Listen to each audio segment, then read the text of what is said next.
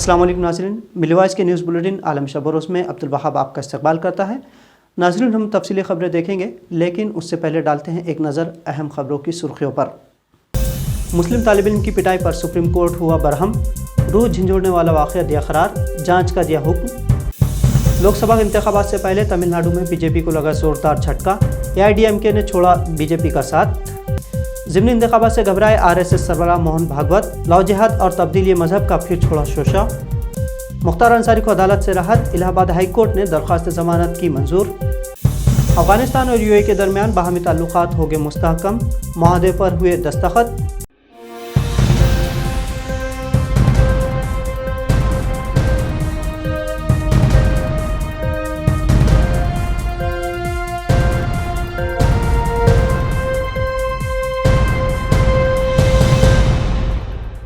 उत्तर प्रदेश के मुजफ्फरनगर स्कूल के शर्मनाक वाक़े ने मुल्क की अदालत उज़्मा यानी सुप्रीम कोर्ट को भी झंझोड़ कर रख दिया है। मामला अदालत में पहुंचने के बाद अदालत ने योगी हुकूमत पर सख्त नाराज़गी का इजहार किया है। सुप्रीम कोर्ट ने स्कूली टीचर के ज़रिए तलबा से मुस्लिम तालिब इल्म की पिटाई को रियासत की रूह को झंझोड़ने वाला वाक़या करार दिया है।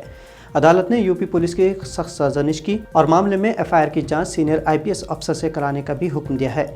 जस्टिस अभय S. ओका और जस्टिस पंकज मित्तल की बेंच ने जुर्म सरजद होने के बावजूद महज NC दाखिल करने पर उत्तर प्रदेश पुलिस को खरी खरी सुनाई। वाक़े की संगीनी का एहसास दिलाते हुए बेंच ने हुक्म दिया कि इस मामले में FIR दर्ज करने में 2 हफ्तों की ताख़ीर क्यों की गई, इसकी जांच सीनियर IPS ऑफिसर करेंगे। सुप्रीम कोर्ट ने कहा कि यह फौजदारी कानून के नफाज में नाकामी का मामला है, मेयारी तालीम फराहम करने के बुनियादी हुकूक और RTE एक्ट के खिलाफ वर्जी है। इसके अलावा ये बच्चे को जिस्मानी सज़ा देने पर पाबंदी के भी खिलाफ है। सुप्रीम कोर्ट ने केस की समाअत 30 अक्टूबर तक मुलतवी कर दी है। सुप्रीम कोर्ट ने उत्तर प्रदेश हुकूमत को हिदायत दी है कि वो इस मामले में मुलविस तलबा की काउंसलिंग के बारे में रिपोर्ट दाखिल करे और मुतासरा बच्चे की तालीम की जिम्मेदारी लेने का हुक्म दे। 2024 के आम इंतखाबात से पहले RSS सरबराह मोहन भागवत पूरी तरह सरगर्म हो गए हैं। भागवत इन दिनों उत्तर प्रदेश के हफ्ते भर के दौरे पर हैं। अपने दौरे में भागवत ने कई मीटिंगों में शिरकत की और संघ के कारकुनों की सहसाजी भी की, लेकिन मीडिया के लिए सरसंघ चालक का जो बयान जारी हुआ है वो अपने आप में काफ़ी अहम है। अचानक RSS सरबराह को लव जिहाद और तब्दीली मजहब की फ़िक्र लाहक हो गई है।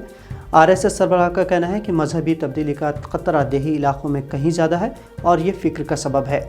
हमें ख़ास तौर पर इन इलाकों पर तवज्जो मरकूज़ करने की सख्त ज़रूरत है जहाँ मुल्क मुखालिफ और समाज दुश्मन अनासिर सरगर्म है। मोहन भागवत ने लव जिहाद और तब्दीली मजहब जैसे प्रोपेगेंडा के नाम पर मुहिम शुरू करने पर भी जोर दिया। संघ चालक के इस बयान की तह में दरअसल कहानी कुछ और है।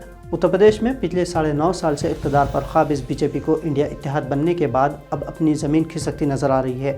हिंदुत्व के नाम पर मुत्तहद होने वाले पसमानदा तबक़ात बेदारी का मुज़ाहरा कर रहे हैं। घोसी विधानसभा सीट पर समाजवादी की कामयाबी ने BJP की नींद हराम कर दी है। ऐसे हालात में एक बार फिर से मजहबी कार्ड इस्तेमाल करते हुए माहौल साजगारी करने की कोशिश की जा रही है। सरसंघ चालक का लव जिहाद और तब्दीली मजहब पर फिक्रमंद होना इसी बात की अक्कासी करता है। तमिलनाडु में BJP को एक जोर का झटका लगा है। जनूबी हिंद में BJP की सबसे बड़ी साथी AIADMK ने NDA इत्तेहाद से बाहर होने का ऐलान कर दिया है। AIADMK के इस फैसले से पार्टी कारकुनों में एक जोश का माहौल देखा गया है। बड़े पैमाने पर जश्न मनाया गया। AIADMK के डिप्टी कोऑर्डिनेटर KP मुनुसामी ने मीडिया को बताया कि उनकी पार्टी ने BJP और NDA इत्तेहाद से सारे रिश्ते तोड़ लिए हैं। AIADMK के लीडर का कहना है कि BJP की रियासती क़यादत गुज़िश्ता 1 साल से उनके साबिक़ लीडरान और कारकुनान के बारे में गैर ज़रूरी तबसरा कर रही थी। AIADMK के तर्जुमान शशि रेखा ने कहा कि अरकान की राय की बुनियाद पर पार्टी ने यह फ़ैसला किया है। ये AIADMK के लिए सबसे खुशी का लम्हा है। हम आइंदा इंतखाबात का सामना करने के लिए बहुत खुश हैं, चाहे वो पार्लिमानी या असम्बली इंतखाबात हो। आपको बता दें कि BJP को ऐसे वक्त में झटका लगा है जब साल 2024 के आम इंतखाबात को महज 8 महीने बाकी है। BJP ने अपने दौरे इक़्तिदार में सबसे ज़्यादा किसी को मायूस किया है तो वो है मुल्क का नौजवान तबका। बेरोज़गार नौजवानों को रोज़गार फराहम करने के बजाय हुक्मरान जमात ने उनके मुँह से निवाला छीनने का काम किया है। इन ख़यालात का इजहार कांग्रेस सदर मल्लिकार्जुन खड़गे ने किया है। खड़गे ने X पर एक पोस्ट में कहा कि मोदी हुकूमत ने मुल्क के नौजवानों में बेरोज़गारी को आज़ादी के बाद से बुलंद तरीन सतह पर पहुँचा दिया है। कोई नौजवान ऐसा नहीं है जिसे BJP ने धोखा न दिया हो। तमाम एदाद शुमार बताते हैं कि सालाना 2 करोड़ नौकरियां फराहम करना तो दूर की बात, मोदी हुकूमत ने नौजवानों से हर साल नौकरियां छीनी है।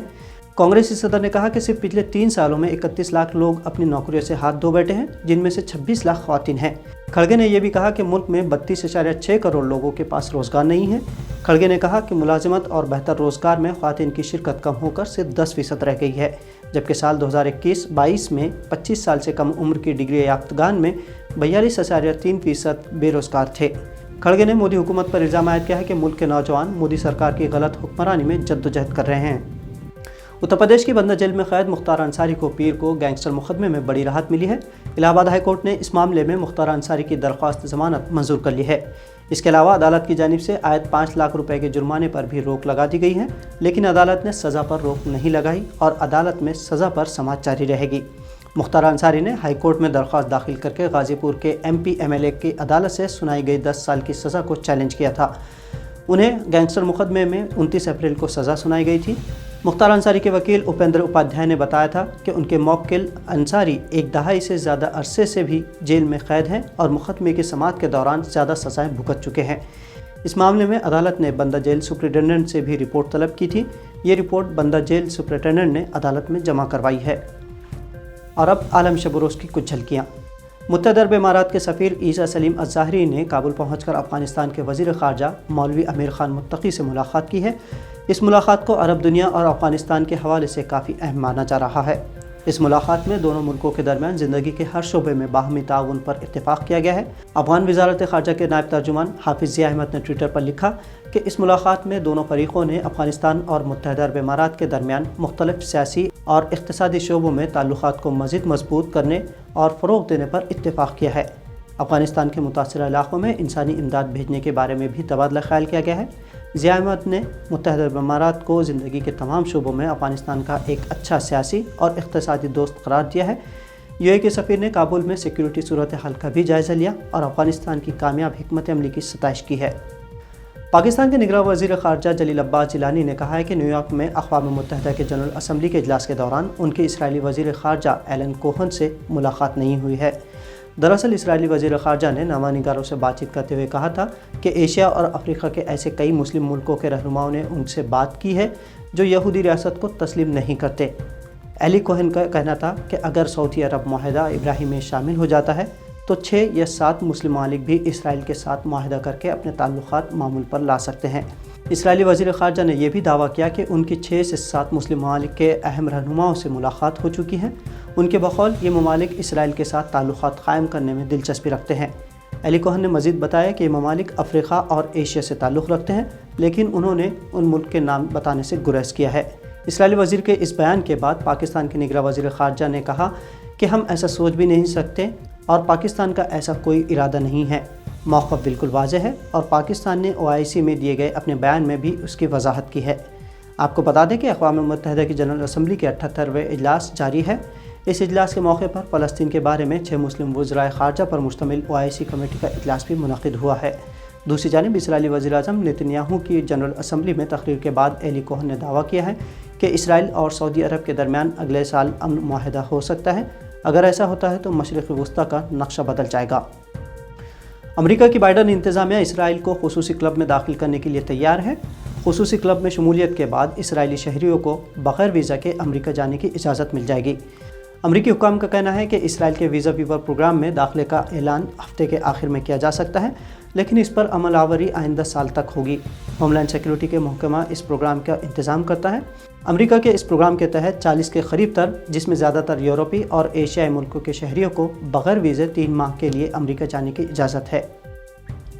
जिस सऊदी अरब में अल्लाह का आखिरी कलाम नाजिल हुआ है और उसकी इशाअत हुई है, वहीं अब पहली मरतबा सिनेमा इवेंट मुनक़िद किया जा रहा है। रियाज़ में सऊदी फ़िल्म फ़ोरम के उन्वान से इस तक़रीब में 100 के करीब अफराद शरीक होंगे। 1 अक्टूबर से 4 अक्टूबर तक जारी रहने वाले इस तक़रीब में 50 अहम फ़िल्म साज खिताब करेंगे। ममलिकत में इस नौइयत की पहली तक़रीब का ये पहला सेशन होगा। इसका इनेक़ाद फ़िल्म इंडस्ट्री को सऊदी मईशत में अहम शराकत दार में तब्दील करने के मकसद से किया जा रहा है। इस तक़रीब से फ़िल्म इंडस्ट्री में सरमायाकारी के मौक़े और ताउन के ज़रिए इक़्तिसादी तरक्की को मुमकिन बनाया जाएगा। ये तक़रीब रियाज़ के ब्लूवर्ड्स एग्ज़िबिशन हॉल में मुनक़िद की जा रही है।